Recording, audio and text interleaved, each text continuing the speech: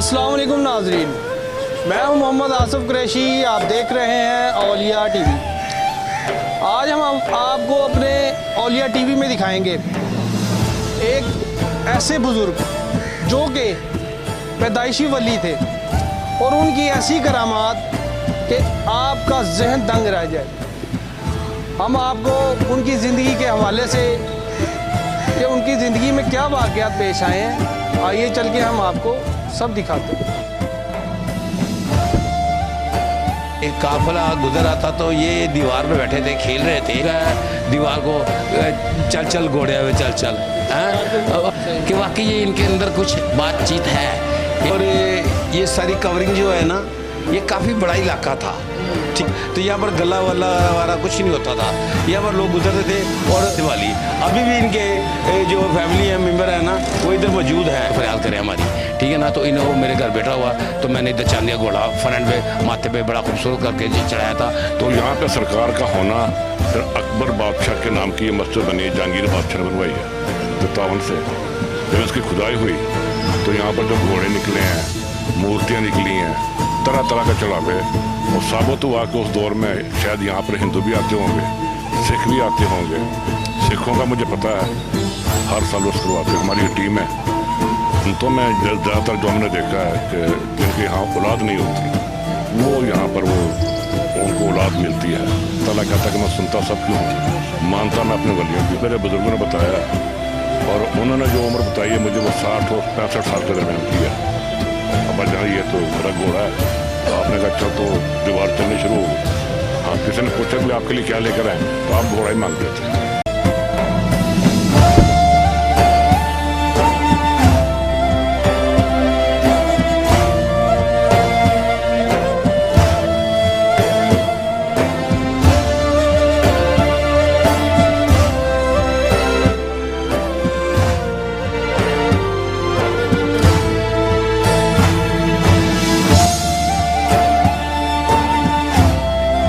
दिखाने जा रहे हैं हज़रत सैयद मखदूम बहाउद्दीन बुखारी झोलन शाह अल मरूफ बाबा घोड़े शाह के दरबार में।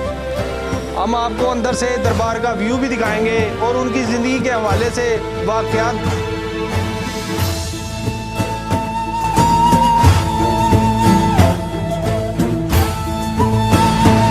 हमारे साथ मौजूद है यहाँ के शहरी, जो यहाँ से काफ़ी देर से आ रहे हैं और इनके मानने वाले हैं। इनसे हम बात करेंगे और इनकी ज़िंदगी के हवाले से पूछेंगे कि वो इनके बारे में क्या जानते हैं। अस्सलाम वालेकुम। अस्सलाम जी। क्या नाम है सर? मलिक ताहर नकाश। तो तार साहब, ये जो हज़रत मखदूम सैयद बहाउद्दीन बुखारी रहमतुल्लाह अलैह, जी जी जी, इनकी ज़िंदगी के हवाले से ज़रा उनकी ज़िंदगी में रोशनी डालिएगा। इनकी ज़िंदगी के बारे में ये रोशनी है डाल रहा हूँ मैं, कि सबसे पहले एक बात यह है कि ये उनकी डेयरी है, ठीक है। और ये बैकग्राउंड में उनकी लगी हुई है तख्ती, पैदाइश की वगैरह, वफ़ात कब आई, और ये जैसे भी जो भी कुछ है, ठीक है। तो ये ना एक वक्त था अकबर बादशाह के दौर का, कि जो कि यहाँ से इनका काफ़िला गुज़र रहा था, कि काफ़िला गुज़र रहा था तो ये दीवार पे बैठे थे, खेल रहे थे। तो उन्होंने काफ़िले को देखा, घोड़े थे, तो घोड़े पे बैठे सवार थे। वो कह रहे थे कि मुझे भी साथ जाना है, मुझे भी साथ ले चलो। उन्होंने बोला आपको कहाँ बच्चे लेके जाएँ हैं। तो ये वैसे बात थी कोई, ये आपको मैं शॉर्टकट बात बता रहा हूँ जो मैंने पढ़ी है चैनी किताब में। तो वो चले गए हैं, काफ़िला जो है ना इनको छोड़ के चला गया। तो ये इनके चेहरे में बहुत उदासी आई और ये परेशान हुए कि इनके साथ जाना था, हैं। जो कि इन्होंने दीवार पे बैठे बैठे ना दुआ की कि या दिल से इन्होंने प्रयास की कि मैं भी इनके साथ चल पड़ूँ। तो ये जनाब इन्होंने दीवार पर बैठे थे, इन्होंने कहा दीवार को चल चल घोड़े हुए चल चल, हैं। द्वार को अल्लाह ताला की तरफ से हुक्म हुआ कि वो द्वार जो है ना चल पड़ी, ठीक है। जब ये शालामार बाग तक ये पहुँचे तो ये पहले पहुँच चुके थे। काफ़ा जब अकबर बादशाह का बाद में आया तो उन्होंने देखा ये क्या मामला है, ये बच्चा हमारे से पहले यहाँ पे मौजूद है। उन्होंने सरकार को मान लिया कि वाकई ये इनके अंदर कुछ बातचीत है, ये अल्लाह के कोई वली हैं, नेक पाक साफ सुथरे, और ये इनके अंदर कोई जज्बा है खुदा का, और अल्लाह ख़ास वली है ये।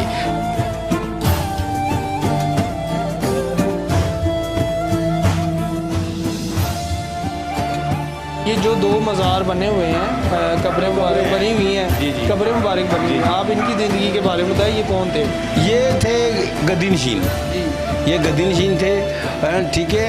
और ये सारी कवरिंग जो है ना, ये काफ़ी बड़ा इलाका था, ठीक है, जो कि अब जो है ना ये बहुत छोटा सा कब्रिस्तान बन चुका है, ठीक है। ये बहुत बड़ा कब्रिस्तान था, एक जगह थी, हैं, हाँ जी, ये बहुत बूढ़ा, ये बहुत दूर तक जाता था, जो कि ये जो है ना अब छोटा बाज़ार हो चुका है। यहाँ पर ये मियाँ बीवी रहते थे, तो ये किसी को घुसने नहीं देते थे अंदर, शाम होती थी सबको निकाल देते थे बाहर, तो कच्ची दीवारें होती थी ये वो, तो यहाँ पर गला वल्ला वारा कुछ नहीं होता था। यहाँ पर लोग गुजरते थे और चुवानिए आने जो तफीक होती थी ना, पुराने ज़माने के पैसे हैं वो इधर फेंक देते थे, हैं यहाँ पर इधर ही, हैं, तो लोग आते थे, हैं, और आगे उठा के ले जाते थे, ठीक है ना, सुबह सुबह। तो यहाँ ये बात है, तो ये गद्दी है। उसके बाद इन्होंने ये मुजोहर, ये हैं डॉक्टर आशिक साहब, ये हैं जो कि उन्होंने इस गद्दी संभाली। अभी भी इनके जो फैमिली है मेम्बर है ना, वो इधर मौजूद हैं, इधर रहते हैं, इसी इलाके में, इसी मोहल्ले में, इसी करीब ही है, बिल्कुल दूर नहीं है। तो ये इनका मामला है, और ये इनकी कब्र भी दो बनी हुई हैं, ये है। चलिए नाज़रीन, हम आपको और भी जगह हैं बाबा जी की, तो हम उसकी भी आपको सैर कराते हैं, आज हमारे साथ।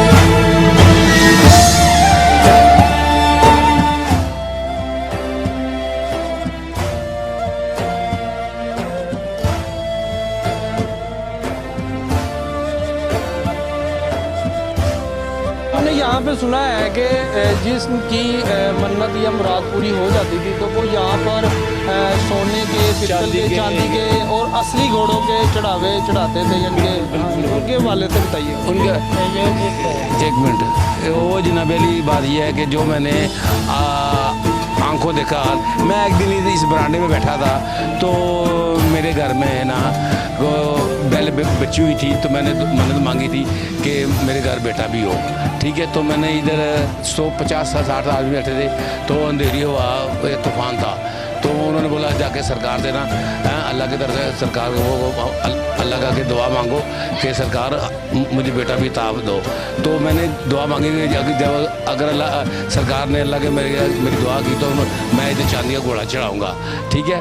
तो मैंने जनाब जब दूसरा दिन गुजरा है, मेरे ख्याल से दूसरा या तीसरा दिन गुजरा होगा, मेरी फ़्लाइट थी बाहर जाने की, हैं, तो जनाब अली मेरी बीवी हॉस्पिटल में गए हुए थे मेरी फैमिली लेके, तो जनाब वो वहाँ टेलीफोन आ गया, तो जैसे पीटीसी लगे हुए थे उस टाइम, तो जनाब वो आपके घर बैठा हुआ है, तो दुआ मैंने इधर की थी, इनसे मैंने कहा था कि आप अल्लाह के फरियाद करें हमारी, ठीक है ना। तो इन्हें मेरे घर बैठा हुआ, तो मैंने इधर चांदी का घोड़ा फ्रंट पे माथे पे बड़ा खूबसूरत करके चढ़ाया था।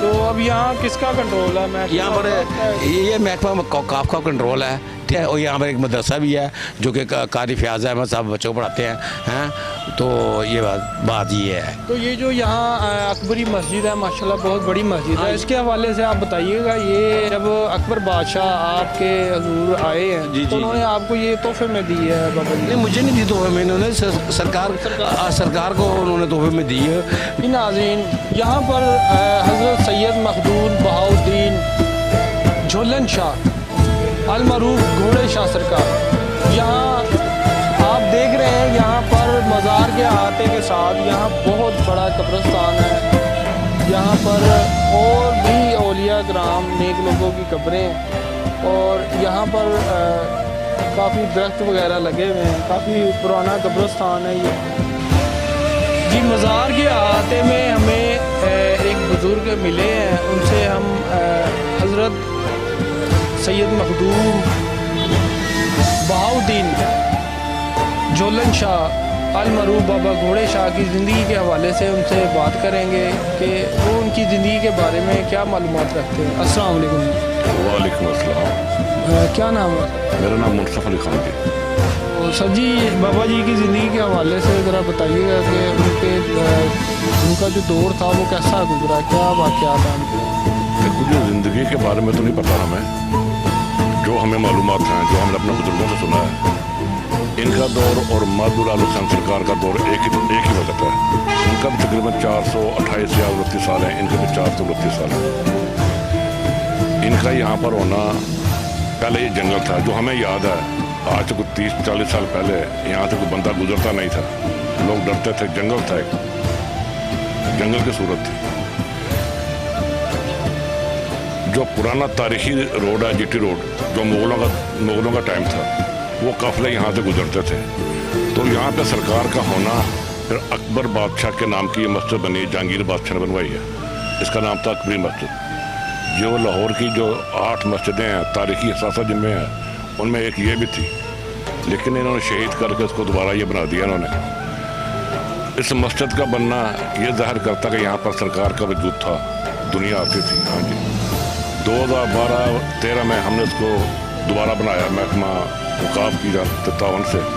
जब इसकी खुदाई हुई तो यहाँ पर जो घोड़े निकले हैं, मूर्तियाँ निकली हैं, तरह तरह का चढ़ावे, और साबित हुआ कि उस दौर में शायद यहाँ पर हिंदू भी आते होंगे, सिख भी आते होंगे।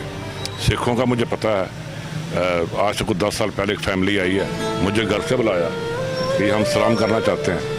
हमने कहा जी आप पहले कभी, उन्होंने कहा हमारे दादा इधर आया करते थे सलाम करने के लिए, तो हम पाकिस्तान आए हैं, तो उन्होंने कहा था कि घोड़े शाह दरबार सलाम करते हैं, तो इसलिए हम आए हैं।